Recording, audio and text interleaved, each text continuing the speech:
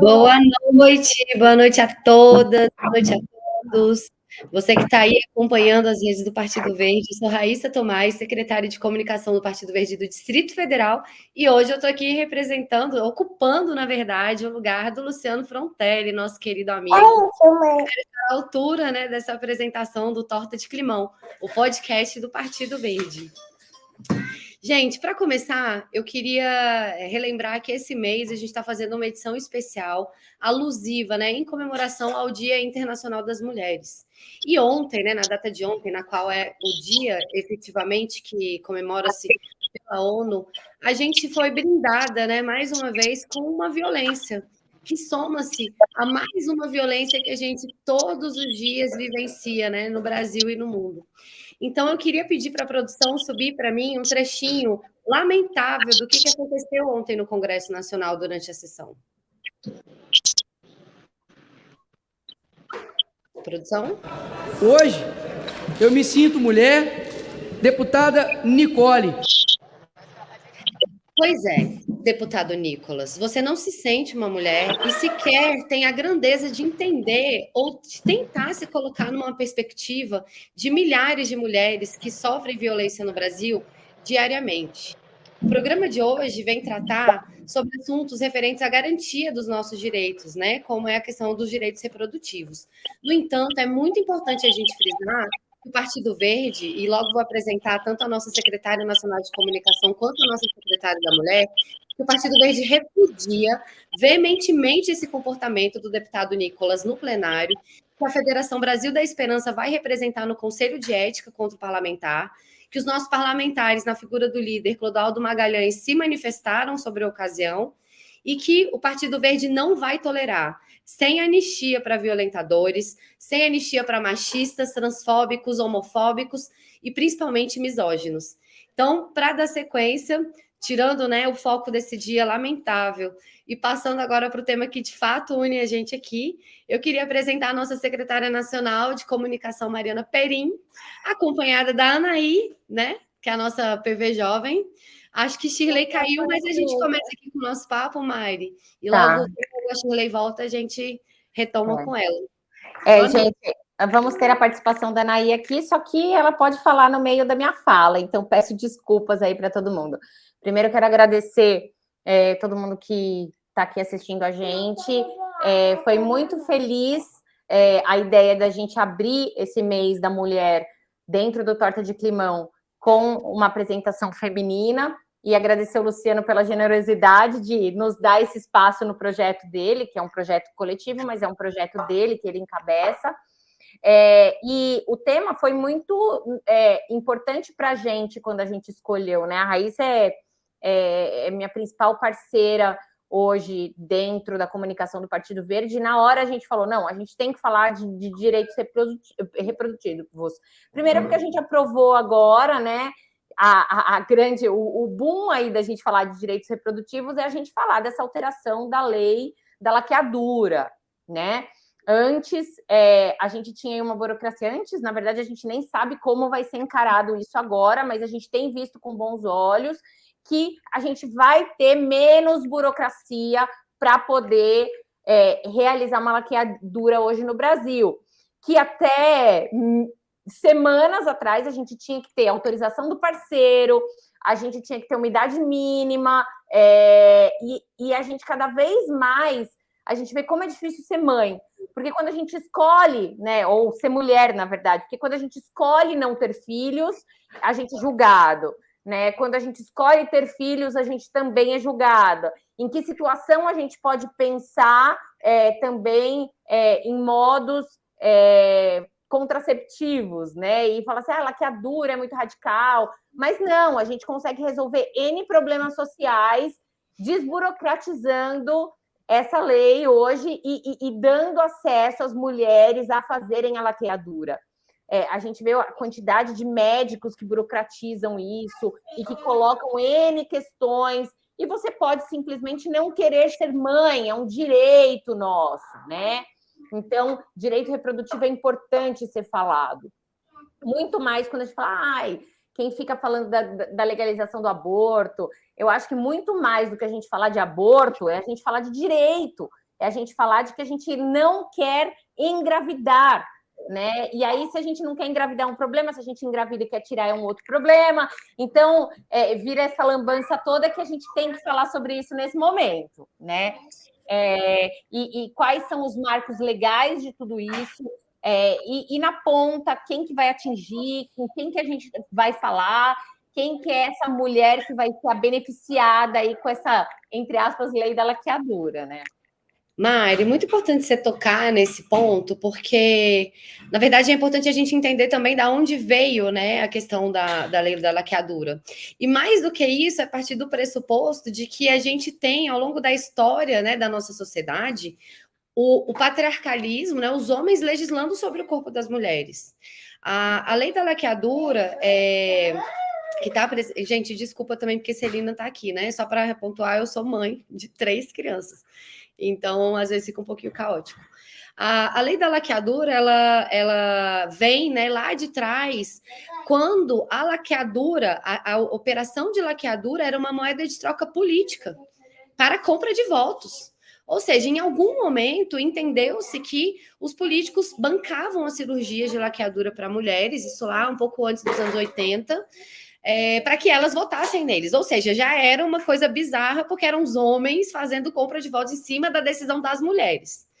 Passado esse problema, logo aí a gente vai ver que a lei vai caminhando ou retroagindo, né, em alguns pontos. Veio logo a questão da lei do planejamento familiar e foi incluída o que para mim era o mais bizarro de tudo, que era a autorização do cônjuge para a realização de uma esterilização no Brasil. Então, a gente estava falando assim de um processo que era muito difícil de ser acessado no Sistema Único de Saúde. Primeiro problema, né? A gente já não dava conta de atender. E quando dava conta de atender, essa mulher ainda se colocava numa situação de demandar uma autorização do cônjuge para uma decisão que afeta única e exclusivamente o corpo dela. Óbvio que a questão familiar é uma questão que envolve um casal, não necessariamente um homem e uma mulher, não necessariamente um casal também. Mas nesse contexto, o legislador, com a cabeça dela, daquele momento, né, o retrato daquela sociedade, imputou às mulheres um pedido de autorização para realizar esse tipo de procedimento. Então, a gente vê que isso é muito recente. A gente já estava nascida, Mari. Né? A gente tem aqui 35 anos, 36, entre 30 e 40 anos.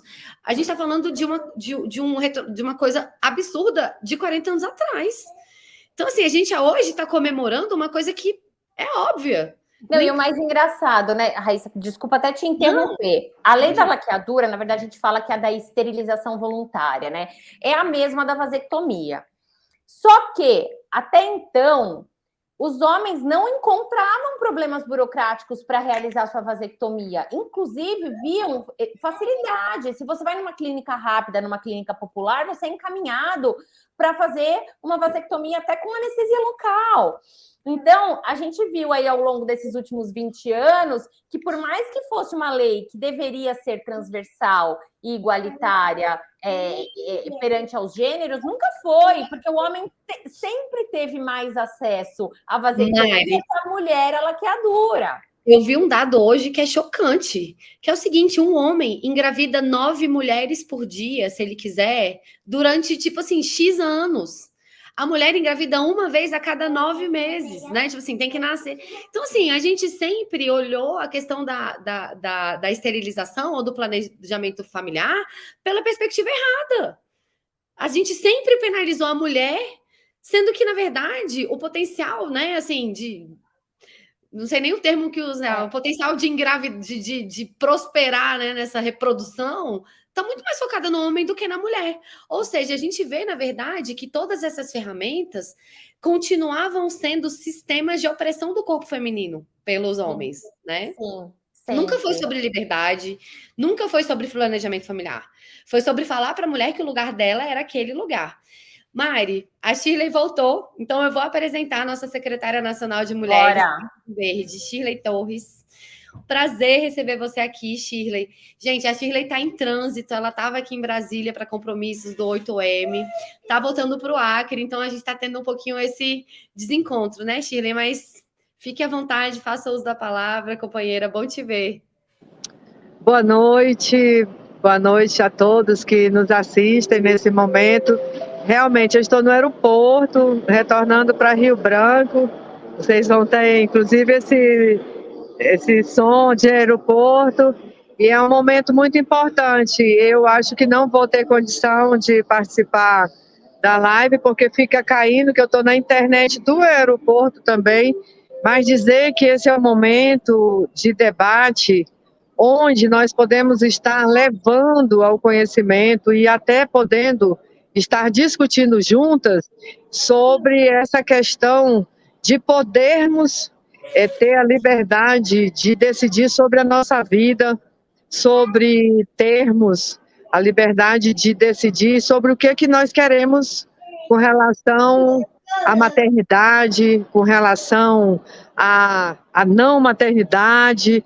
Então, é um debate que está muito, muito à tona com as leis que foram agora aprovadas e que há tantos anos, há tanto tempo, a gente vinha com a perspectiva de que tinha que ter decisões, tinha que ter aprovação de parceiros e de terceiros para as decisões que as mulheres tinham que tomar.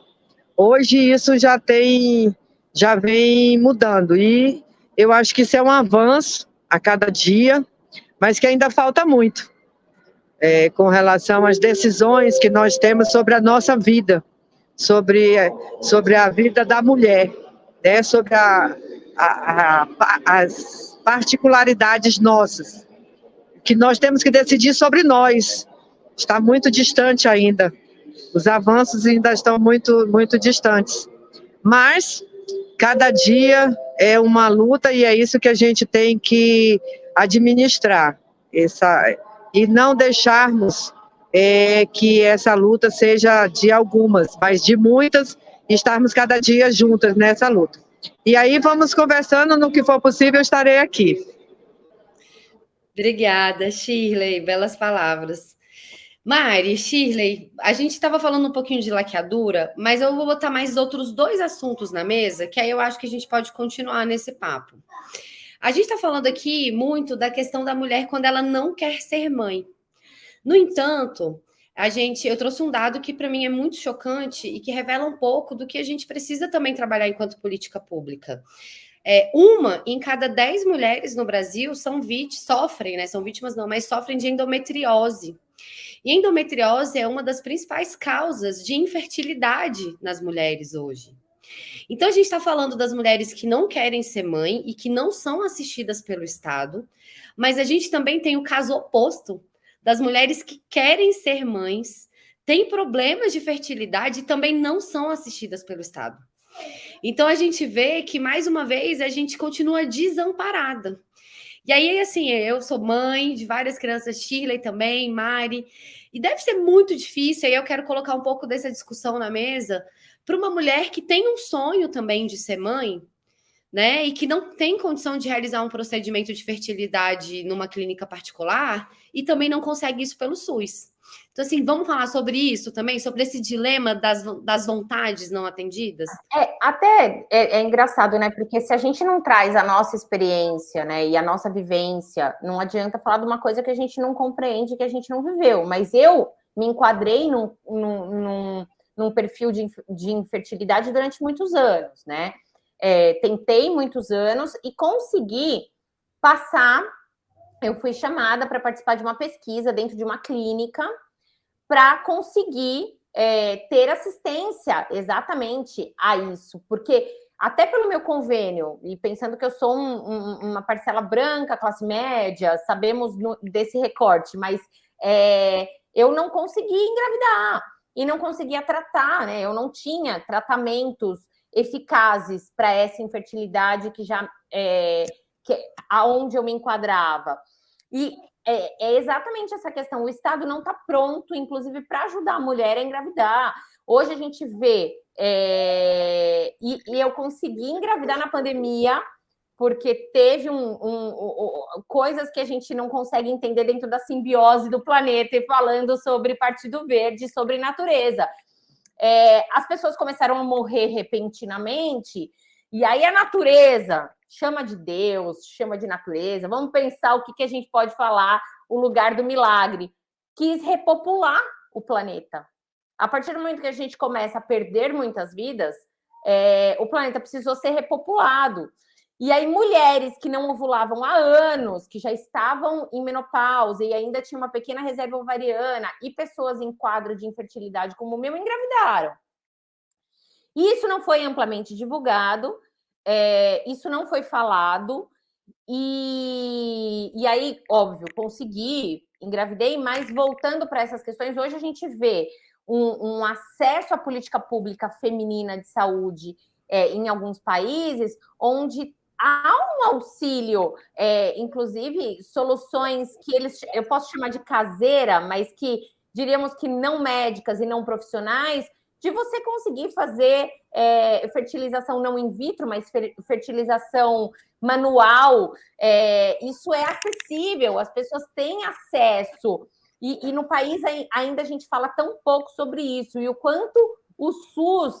Existe um lugar também que é visto pela classe que é assistida não pela saúde pública, mas por convênios e etc., onde não se vê o lugar da mulher infértil e a mulher que não tem espaço para tratamento e não consegue buscar tratamento pelo SUS.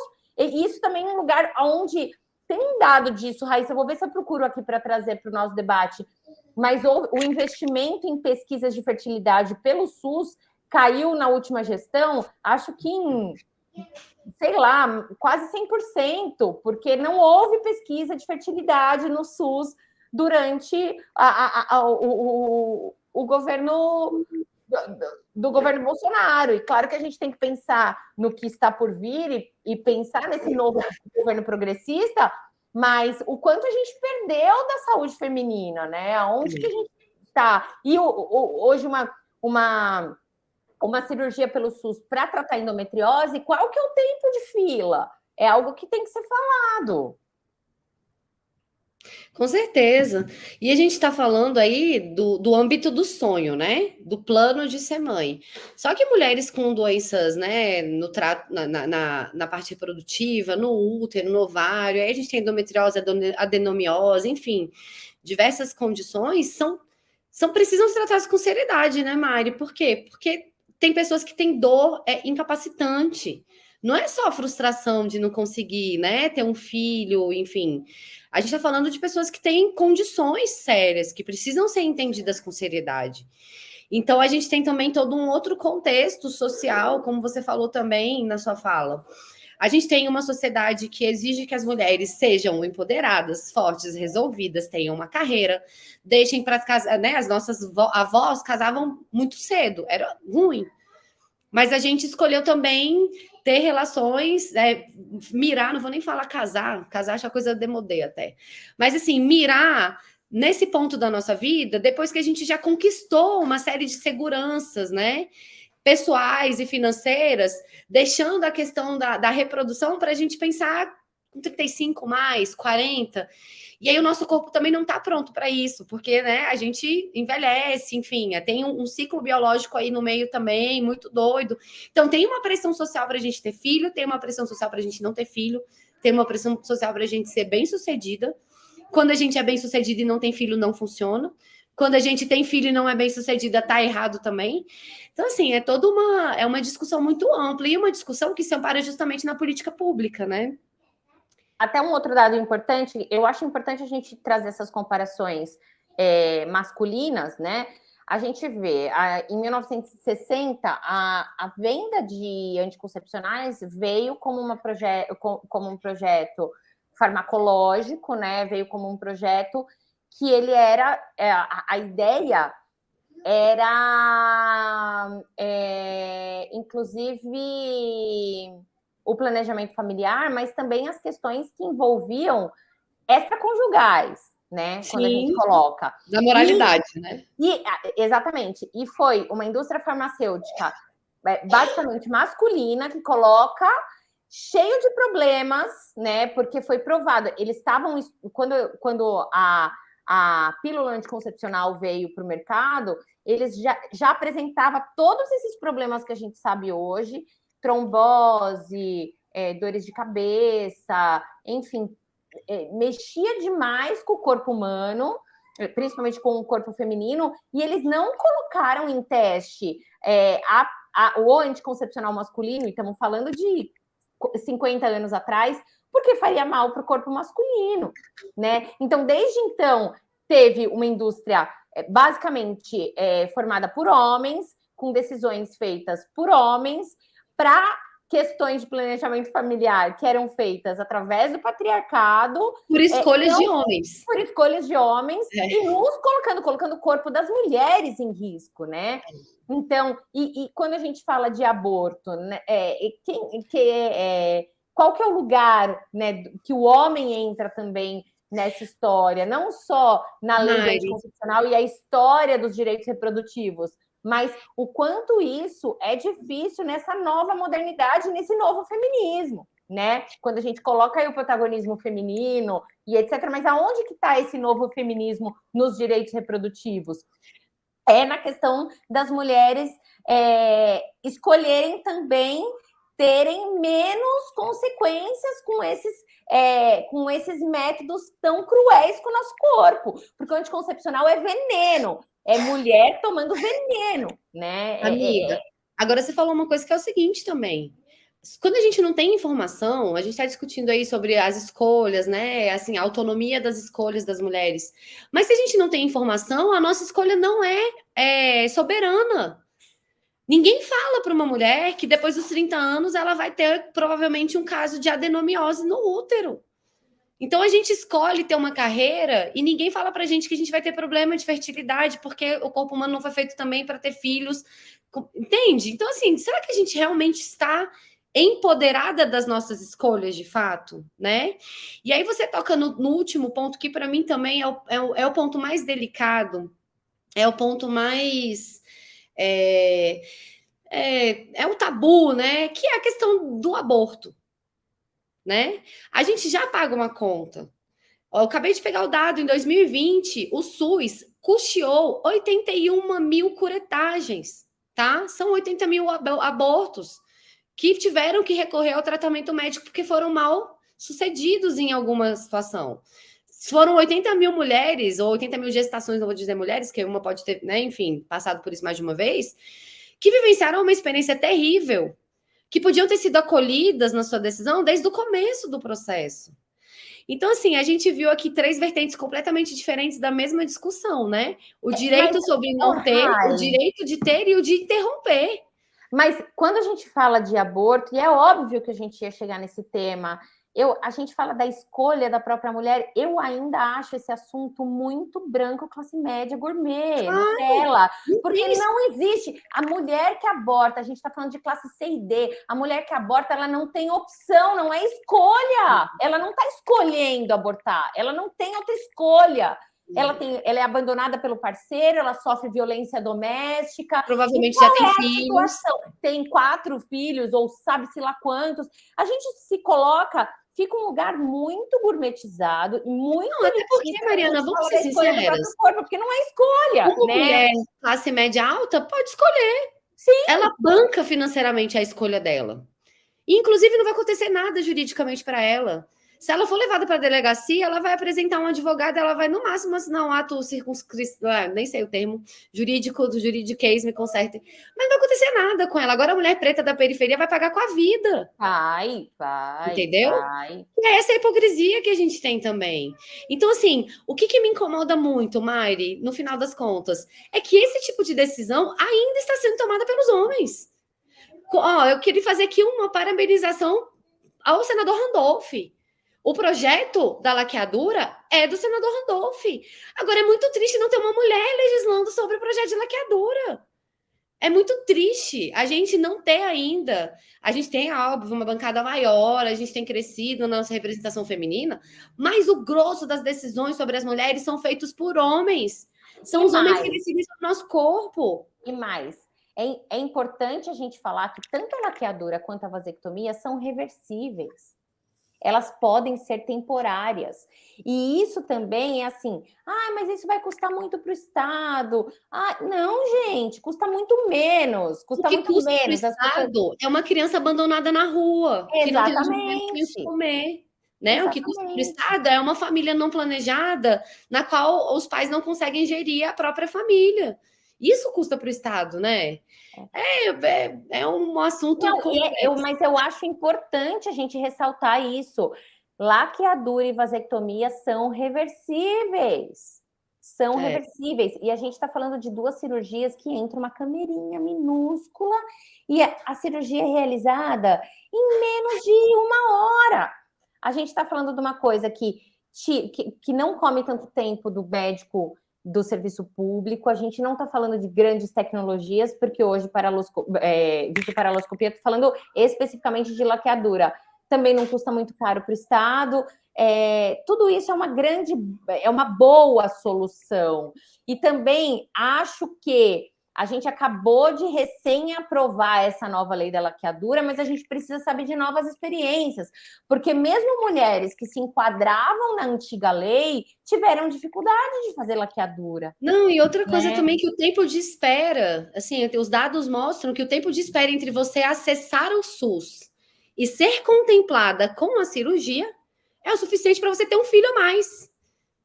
Então, assim, eu acho, Mari, eu não tenho a experiência do Fonontelli, tá? Então agora eu vou ter que dar uma paradinha para fazer uma menção aqui à galera que está acompanhando a gente. Se não abrir, vai brigar comigo. Vamos lá. Instagram, Vitor Richard. Boa noite, PV Vitória On. Boa noite, PV Vitória. Guaraci Fagundes, queridíssimo companheiro, parceiro de luta, nosso querido. Mandou boa noite, Vera, nossa inspiradora, musa do jurídico, secretária nacional de assuntos jurídicos. Beijo, boa noite também. Do Instagram também, professor Washington, Campina Grande, na Paraíba. Um beijo, Paraíba. Cristiane Bacelar. Boa noite, mulheres maranhenses saúdam o Partido Verde. Saudamos também as mulheres maranhenses, terra do reggae, lugar lindo, maravilhoso, povo bonito. Quero ir para lá, inclusive, Mari. Rafael Ostenberg, boa noite, Verde de Guaporé, interior do Rio Grande do Sul. Olha só, um papo massa que está chegando aí nos 4 cantos do Brasil. E também a Maria Costa, secretária do PV de 3 Pontas. Queria agradecer a participação de todos vocês. Mandem perguntas que a gente ainda tem um tempinho para responder, né, Mari? Não, eu vou falar também, precisamos falar da presença da doutora Maria Marta, que está aqui também, tá? Acho importante, cito a doutora Maria Marta, minha musa daqui do ABC, rainha da Vila Marlene, tá? Não, mas ela está aqui também com a gente, que é a nossa secretária de Assuntos Jurídicos do PV de São Paulo.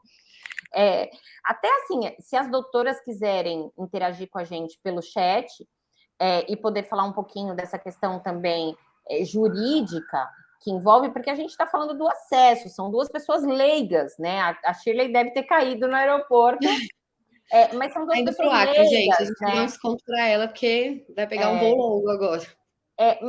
Assim, a gente fala assim, vamos falar dentro dos direitos. Hoje as mulheres têm acesso anticoncepcional pelo SUS. Ótimo, perfeito. Nós temos bons anticoncepcionais pelo SUS, tá, gente? Mas mesmo o melhor anticoncepcional e o anticoncepcional mais moderno que a gente tenha no mercado ainda é muito cruel com o corpo da mulher, né? E mais que isso, eu não quero ter filhos agora, mas quero ter depois.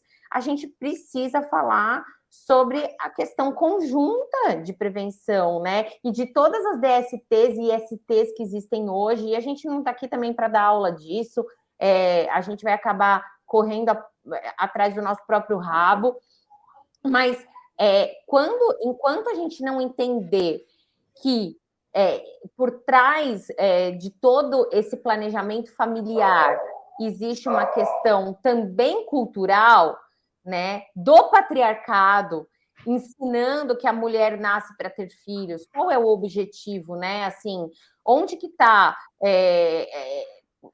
Quando você vê assim, as mães falando, né? Quando você vai comprar brinquedo, quando eu vou comprar brinquedo para minha filha, para Nair, né? Eu tenho ali eu tenho a cozinha, eu tenho o ferrinho de passar roupa rosa, eu tenho quais são os brinquedos, né? quando a gente vê a criança, ela desde pequenininha, ela está sendo ensinada a ser mãe. A mãe, né? Quando você pensa, você dá uma boneca para a criança, para a mulher. Você não dá uma boneca para o seu filho homem dentro daqueles parâmetros. Eu tenho até uma palestra que eu falo sobre isso, que é criar, qual é a criação sem gênero, né? Que até a Carla da Direção Nacional pegou algumas informações, mas que a gente fala, né? A gente ainda tem muito brinquedo de menino, brinquedo de menina, roupa de menino, roupa de menina. E todas essas questões de gênero impostas pelo capitalismo e nas coisas que a gente compra e nas coisas que a gente consome, faz com que a gente não ensine bons pais. Então, Não, se a gente os compra uma nossos boneca, papéis, né? se a gente compra uma boneca para o nosso filho homem, para ensiná-lo a ser um bom pai, como que a gente consegue colocar dentro das escolas este tipo de brincadeira? Porque o brincar de boneca coloca a sua... é uma imposição do instinto materno. Quem disse que esse instinto materno existe? Não é porque a gente tem útero que a gente quer ser mãe. Só que isso é ensinado para a gente desde que a gente ganhou a primeira boneca com meses, né? E aí é muito mais profundo. O direito reprodutivo é muito mais profundo, porque a mulher é ensinada desde bebê a querer um outro bebê. E o homem é ensinado, nem sabe se quer, né? O homem é ensinado a querer ser carpinteiro, o homem é ensinado a querer ser astronauta. A mulher é ensinada a querer ser mãe, a começar nos brinquedos da primeira infância. Mari. E se isso não estiver diretamente relacionado aos direitos reprodutivos, eu acho que toda essa pauta, toda essa luta, a gente é um pouco de demagogia, né? Pode falar, Rai. Mari, recebi uma mensagem aqui da Bianca Rodrigues. Cara, ela tá 6 anos aguardando por uma cirurgia no SUS. Então, assim, é isso que a gente estava falando. Até cortei assim, sua linha de raciocínio, mas certamente existem performances que são destinadas para nós, mulheres, faz com que a gente esteja nesse lugar de nem saber exatamente o que a gente querer, né? A gente foi ensinada a nem ter uma expectativa de querer outras coisas. Mas esse caso da Bianca, se eu não me engano, Bianca é do Goiás, acho que tá Bianca Rodrigues GO, não sei se é Gonçalves, se é do Goiás, enfim. Mas é isso, o número de mulheres. E aí eu acho, Mari, que para engatilhar, a gente já está, né, chegando daqui a pouquinho no fim da nossa conversa de quinta. A gente tem agora o arcabouço legislativo, né? A gente tem a lei, a gente tem de fato uma presidência que reconhece a nossa existência, que tem mostrado, que mostrou no dia 8 de março ontem, uma série de políticas integradas, que por si só isso já dá uma esperança muito grande para a gente. E aí eu acho que agora a gente tem o terceiro momento. E qual seria esse o nosso terceiro momento, Mário? Principalmente o momento no qual acho que a gente se encaixa, né, como entes políticos. É o momento de cobrar a aplicabilidade disso na vida prática das pessoas. Porque, assim, a lei é muito massa, é bonita, mas ela tá... Depois a Vera pode até me corrigir se eu estiver errada. Ela está no âmbito ainda do imaterial, né? A materialidade a gente vai ver na prática dos casos concretos que a gente vai ter agora. Então, assim, seu plano autorizou você a fazer, porque o plano ainda pode falar, não, mas a gente, né? Enfim, seu plano, você conseguiu pelo plano? Ah, você não conseguiu pelo plano? Olha só que coisa louca. Eu sou divorciada, eu sou separada há mais de 5 anos. Não sou divorciada oficialmente, então o meu estado civil, apesar de eu ter outra relação, enfim, outro filho, eu não sou divorciada oficialmente do meu primeiro casamento, e o meu estado civil é casada. O meu cônjuge, em teoria, é meu ex-marido. Imagina se eu tivesse que fazer uma laqueadura hoje e tivesse que ligar para o meu ex-marido para pedir autorização para ele. Então, assim, eu acho que a gente vai ver agora a aplicabilidade dessa lei nos casos concretos, né? As mulheres vão conseguir... Porque, assim, a lei garante que a partir dos 21 anos você tem direito de fazer a laqueadura, se for da sua vontade. Você não é mais obrigado a esperar ter 3 filhos, como era antes. Era 26 anos, 3 filhos, para você fazer. Será que as mulheres vão conseguir fazer na idade? Vamos acompanhar. A outra questão também é que eu passei por isso. Depois da minha terceira filha, Eu quis fazer uma laqueadura no serviço privado, pago, e eu fui desencorajada na época, porque, segundo o hospital, existia uma orientação da Organização Mundial da Saúde, na qual laqueaduras, né, processos de esterilização, não poderiam ser feitos no ato do parto, e eu fiz, são 3 cesáreas, porque aí eu fiquei sem entender, eu falei, gente, mas eu já tô aberta, já faz logo aqui uma coisa com a outra, eu já quero, já é minha vontade. Ah, não, mas é porque você pode perder o bebê, porventura o bebê pode não vingar, e você se arrepender, e aí você só pode fazer isso depois de 6 meses do parto. Tipo, umas doideiras que você fala, não, cara, a minha vontade é essa. Se porventura acontecer qualquer coisa fora do script normal da vida, a gente vai lidar com essas consequências no momento delas. Mas assim, eu me senti desrespeitada na minha vontade. A minha vontade não era mais, era ter feito naquele momento, né? E eu, como mulher, maior de idade, autônoma, pagando meu plano, não pude escolher, né? Com uma justificativa pífia. Então, assim, eu acho que ver a lei na vida real é o nosso desafio de agora, né? Eu queria até citar boas gestões em relação a essa. As políticas públicas femininas. A Prefeitura de Volta Redonda, em 2018, conseguiu diminuir a fila de espera, tanto de vasectomia como para laqueadura, de 6 meses para 3 meses. Eles já eram uma referência, né? Principalmente na realização de laqueaduras por videoparoscopia. Estou falando de laqueadura em si porque está dentro da nossa pauta, mas junto com vasectomia também. E eles conseguiram diminuir essa lista de espera, e essa lista de espera continua com 3 meses até hoje. Então, que outras prefeituras e que outros secretários e que outras pessoas dentro da gestão pública, quando a gente pensa no SUS na ponta, lá no município, consigam ter um olhar tão generoso com as mulheres, né? Ou, na verdade, não é nem generoso, a gente está pedindo o que é nosso de direito, mas que a gente consiga ter uma política pública na ponta, de fato, que funcione para atender às políticas de saúde femininas, né? Então, é bem isso.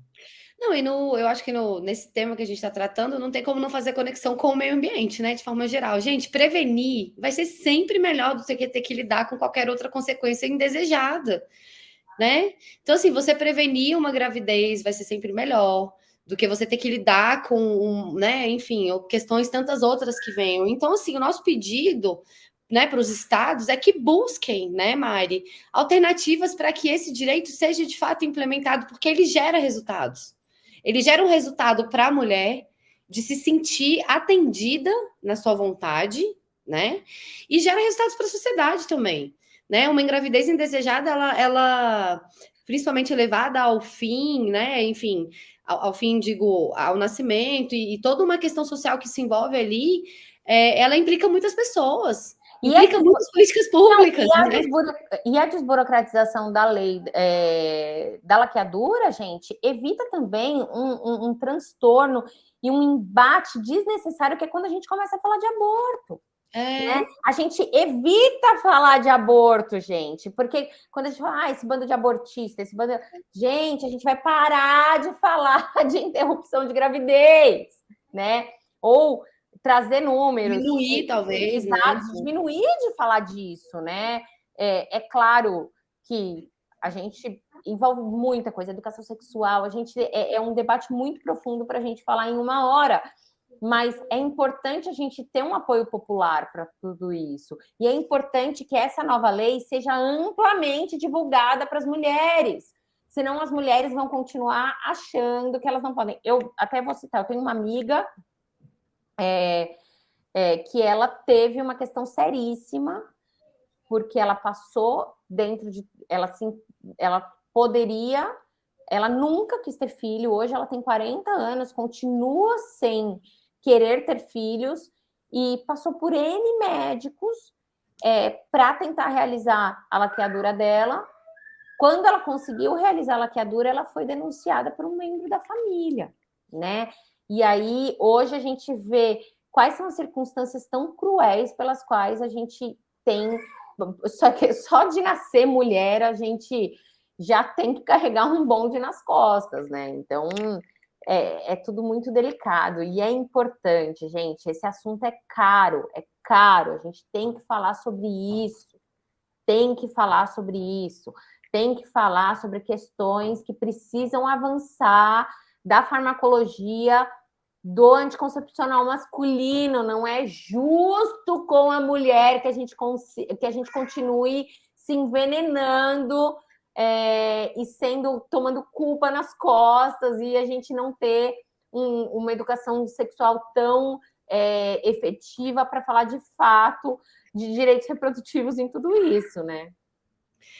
Pois é, amiga. Bom, eu queria já encaminhar mesmo, Mari, nosso tempinho está acabando. Queria dizer para quem está assistindo a gente que nós do Partido Verde, principalmente nós da Secretaria de Comunicação, estamos sempre abertas ao diálogo. Então, qualquer dúvida, qualquer sugestão, qualquer encaminhamento que possa vir a surgir, que vocês queiram compartilhar com a gente, que a gente compartilhe com o Partido Verde, a gente está à disposição. Mariana, eu queria agradecer, queria mais uma vez parabenizar, né, você pelo dia 8, parabenizar nós, né, nós que somos mães de mulheres, da futura geração de mulheres inspiradoras que vem por aí. A gente tem uma missão muito grande, porque a gente está consolidando junto com mulheres que vieram muito antes da gente, ainda as bases para o futuro que a gente quer, né? Para o futuro que eu quero para a Bia, para a Cecília, para a Celina, que eu quero para a Anaí, que eu quero para as minhas sobrinhas. E aí eu queria aproveitar, Mari, já que a gente está aqui no momento entre amigas, e com essa audiência maravilhosa também de amigos, e aproveitar esse dia para fazer uma homenagem para uma mulher que para mim é muito especial. Bom, quem me conhece sabe que eu já passei por umas situações difíceis relativas à violência contra a mulher, fui mãe muito cedo, fui mãe solteira, sozinha, solo, né, que a gente diz. E aí eu queria dizer, Mari, aqui publicamente, que na verdade eu só sou quem eu sou e só cheguei onde eu cheguei porque eu sempre tive uma mulher muito forte por trás de mim, me amparando em todos os momentos da minha vida. Ela foi sempre uma ótima amiga, foi uma esposa sensacional, uma mãe fora de série e é uma avó inacreditável para as minhas filhas. Então eu queria só deixar aqui registrado publicamente o meu Feliz Dia Mundial das Mulheres atrasado para minha mãe, né, a Dona Maria do Rosário, que é o esteio da minha vida, que é meu porto seguro, e que é só por elas, né? Mulheres maravilhosas, como você, como Vera, sua mãe também, que é uma mãe querida para mim também, que a gente está aqui. E a gente vai continuar aqui. E a gente vai continuar aqui por elas e por as nossas que estão vindo também por meio da gente. E falando sobre mulheres maravilhosas, eu quero puxar o gancho, Rai, para falar sobre as próximas edições que a gente vai ter aí. O Luciano volta para o seu posto de origem e vai entrevistar no nosso podcast Mulheres Maravilhosas, tá? A gente tem aí na próxima semana a Brenda. A Brenda é uma vereadora trans que a gente tem, tá? Até vou... esqueci a cidade, gente, me perdoa, mas ela tá no Paraná. Cadê a Pri, produção? Ô, Pri, conta pra gente aí, pra gente falar qual é a cidade da Brenda. Mas a Brenda, ela é... Gente, vamos lá. Mas a Brenda é uma vereadora trans nossa, que a principal pauta dela é educação, mas que o quão foi importante trazer esse debate à tona da transexualidade, e ela é a nossa entrevistada da semana que vem, porque a gente fala, eu acho que é um mês importante da gente receber todas as mulheres. E um momento lindo, né, Mari? Porque as mulheres trans de fato chegaram agora nos espaços de poder. Exatamente. Representantes, né, com a gente, lutando juntas, é muito importante mesmo. E... Mari, a gente tem outros convidados mulheres esse mês também, né? Temos. Aí na outra semana a gente tem a Mônica, tá? Que é a Mônica Boava, que super representante da Sociedade Vegetariana Brasileira, também é membro do diretório de São Paulo, foi candidata federal e vai ser entrevistada pelo Luciano, falando sobre as questões do veganismo e do vegetarianismo e o quanto isso influencia diretamente na vida das mulheres. Então, também vai ser retratado esse mês. Essas são as nossas convidadas confirmadas. A gente espera aí também... a nossa pequena... Então, é importante também a gente trazer todo esse debate, né? E trazer perguntas para essas mulheres que são potências aí dentro do Partido Verde, são mulheres do Partido Verde. Eu acho que as pessoas nem imaginam o quanto que a gente tem de mulheres fortes e líderes e aguerridas aí filiadas Brasil afora. Então, esse mês tem que ser para nós, mulheres verdes, e agradecer a todo mundo que topou aí esse mês maravilhoso. Então, vamos lá. Próximo dia 16, a gente tem a Brenda, tá? A Brenda, vamos lá, Brenda. Ela vai na semana que vem. Ela é Brenda Ferrari, tá? Ela que vai ser. Ela é do Paraná. Ela é do Paraná. Vamos lá, Brenda Ferrari, para a gente saber o nome da cidade dela, né? Então, vamos lá. Lapa, na cidade de Lapa do Paraná. Brenda Ferrari, semana que vem, dia 16. Dia 23, a gente tem Mônica Boava falando de vegetarianismo e a influência do veganismo e do vegetarianismo na vida das mulheres, tá? E dia 30, também vamos confirmar a nossa convidada do dia 30, mas fiquem aí no aguardo, que logo menos divulgaremos. A gente convidou... Sempre às 19 horas, né? Sempre às 19 horas. A gente convidou uma ginecologista, mas ela não pôde por causa da agenda, e agora a gente está aí na espera de uma resposta bombástica aí da agenda de uma parlamentar que não é do PV. Espero que dê certo, tá? E que ela venha para o dia 30 aí bater um papo com a gente no nosso Instagram e nas outras redes que a gente tem por aqui, tá bom?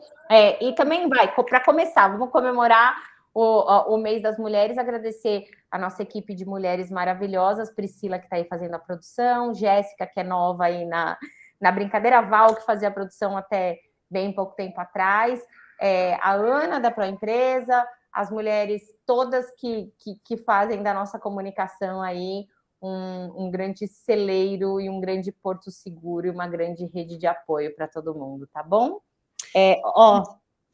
Vou despedir então, Mari. Não, vamos, que a criança tá destruindo a casa. Então tá bom. Beijo para todo mundo. Frontelli, a gente quer roubar seu lugar. Beijo, Lu, beijo. Foi ótima experiência, Beijo, gente. Os vídeos vão estar disponíveis. Ei, Celina, os vídeos vão estar disponíveis nas redes do Partido Verde. Sigam Torta de Climão aí, né? Acompanhem toda a nossa programação. E um abraço. Feliz a Partido Verde, por que não, né? Vem com a gente. Tchau. Beijo, gente. Mas eu vou ficar aqui.